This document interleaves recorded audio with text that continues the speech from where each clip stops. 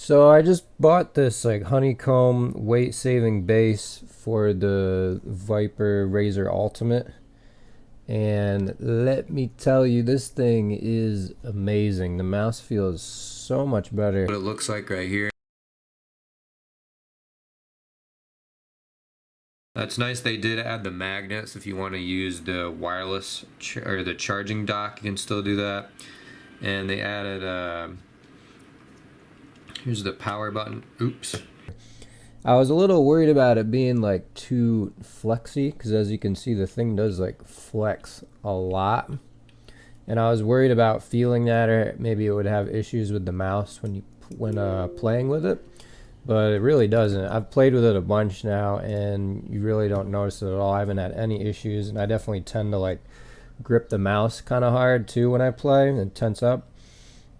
If anything, it's better because you can squeeze in on the sides here really hard, and it's not pushing against the base because the base doesn't come in contact with the sides anymore. And it is 9.6 grams lighter, which it might not sound like a lot, but you definitely really notice it when you're playing, and it's more than 10% of the weight of this mouse. If you play with like a slower sensitivity or moving your hand around a lot, you will really notice 9.6 grams. It feels much better. It also feels a lot better with these feet. One thing I really like about this base is you can put any feet that you want on it. You don't have to modify it at all. I actually put those same feet on my G Pro wireless. Saw in somebody else's video he recommended that, but with this you have to sand it down to get the bumps off to put these feet on. And I did the same with the Viper's base, with the original base. I sanded it down before I found this. But with this, you can just stick any feet you want on it, and these feel so much better than the feet that come on it. The feet I'm using are these right here. They are the Corepad skates, and they're meant for the Zowie FK1. Pretty sure I bought them from lethalgaminggear.com. I'll leave a link for them. I would definitely recommend these. They work on the G Pro and the Viper really great. They're really thick, and they have these big rounded edges, and they just feel really smooth when you use them. If you like a kind of faster, smoother feel with your mouse, you will really like these skates. I get the feeling too that they make your mouse pad last a lot longer. Seems to me that they don't wear down on your mouse pad as much. I know my old mouse pad, it felt really worn down in like the center of it, and then I switched to these skates and I didn't even notice it anymore. Oops. And I actually left the on-off switch out of mine. I just kind of let my mouse go to sleep, so I just left it out. But it does come with an on-off switch. Really, the only little thing I could nitpick about this is I think it'd be better design if they made it so the on-off switch that came with it would just drop into it. I mean, then they wouldn't have to make their own, and I think it would also look better too. The one that came with it didn't look as nice. And the normal one has like the red and green colors on it when you use it. The one that comes with this doesn't. It's just all black. It comes with this thing here. I don't know, maybe they could have left that out if you're trying to get something as light as possible. It seems kind of pointless to have this, but I guess if you travel a lot, it's really useful. And the thing is so small anyway that holds the USB dongle, it really would barely save any weight anyway. The only thing I thought bad about it was, at first I thought it did not have a button for the changing the DPI, but I actually realized it does. There's a little thing that sticks up in there, so what you have to do is just push on the base. And let me show you, the light will change. Which I thought that was really smart, and I didn't realize they had that at first. I never used the DPI button, but that is really cool how they designed that. I actually found this on eBay, and here's the guy's page. They have a website too, I found after eBay, but they're called TJ Exclusives, and they actually make these weight saving bases for a few different mice. They make a few different things. So they've got one for the G Pro X Superlight, the normal G Pro wireless, Viper Ultimate, Viper Mini, the G502, the Viper 8K and original, whatever those are. I think that's like the wired Viper, not the wireless one. They have a couple, I don't know, ceramic mouse pads that are really expensive. I don't know about anything about those. They're probably cool. They even sell this battery for the Razer Viper Ultimate.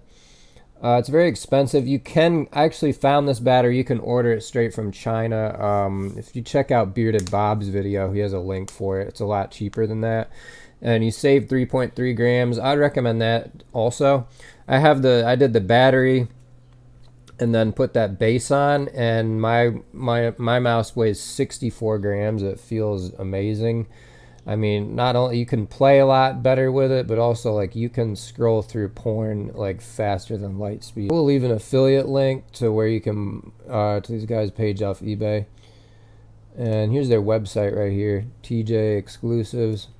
Pretty cool. I kind of stopped using the G Pro Wireless, but I kind of want to get the base for that one too, just to test it out. And I'm going to show you, give a little tutorial here how to change the base on this. It's really easy. So I'll tell you how to take it apart. I've already got the base off. Mine's modified. I already stuck different feet on it. But basically you take a hairdryer. There's a bunch of videos showing how to do this. Heat up the feet. There's going to be, you know, 4 little ones here. Just remove them. You can take like a little flathead screwdriver. It works good just to start it, and then use your hand just to peel it off. And the heat from the hairdryer just helps loosen up the glue. And apparently you want to cover up the sensor when you do it because you can damage the sensor with the heat.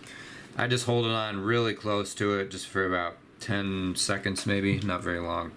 Once you get that, there's just going to be 4 screws in there, and they're going to be screws that are it's like a star bit will work for it.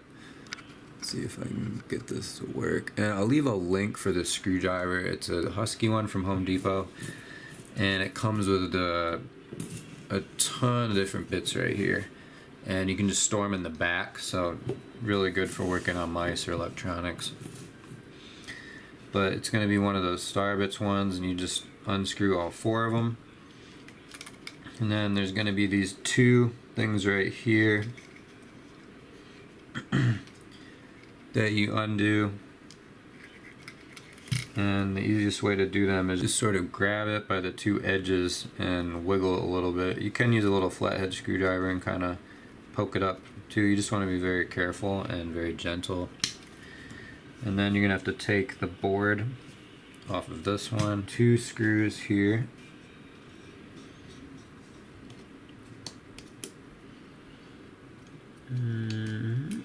And there's this little board here with 2 more screws. We gotta put down the little board first. It goes like this. And you're gonna use the 2 shorter screws for this part. The trick you can use to get these screws in place, you can use a pair of tweezers to hold it. Now you can put the bigger board on. Just make sure you line these things up. They go right inside of here. And be gentle with it.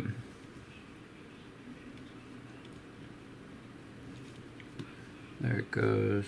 And there's just 2 screws that go here and here. Now you're just going to attach the battery cable and that shorter one. It's usually easier if you attach the one with the longer cable first. Although I put a different battery in this to save weight. Learned it from Bearded Bob's thing. And let's see, my switch is on already, so. Yes, if you don't end up using the power switch, you can just use like a screwdriver to poke in there if you want to turn it on or off.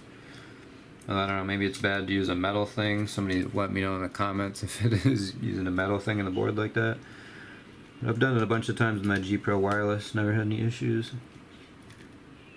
I forgot, this one has this gap down here. The other one you gotta push until you see the gap completely closed, but this one I think it leaves a gap like that. Before you go screwing everything back in place, it can be a good idea just to turn the mouse on and make sure all the buttons work. Especially before you put the feet on anyway, because the feet, they kind of get messed up every time you take them off. And now you just put the 4 screws back in place. I'm going to be trying to reuse my old ones since these are really new actually.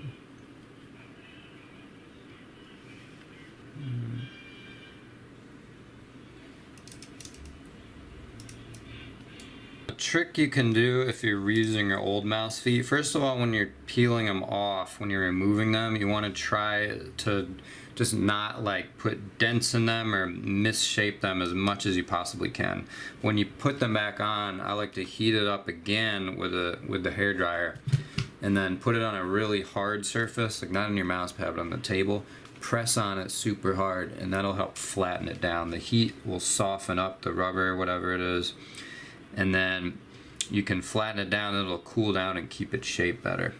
And just when you're heating up this with the hairdryer, be kind of extra careful with the new base, since there's so many holes in it, the heat will go on the inside of the mouse a lot easier.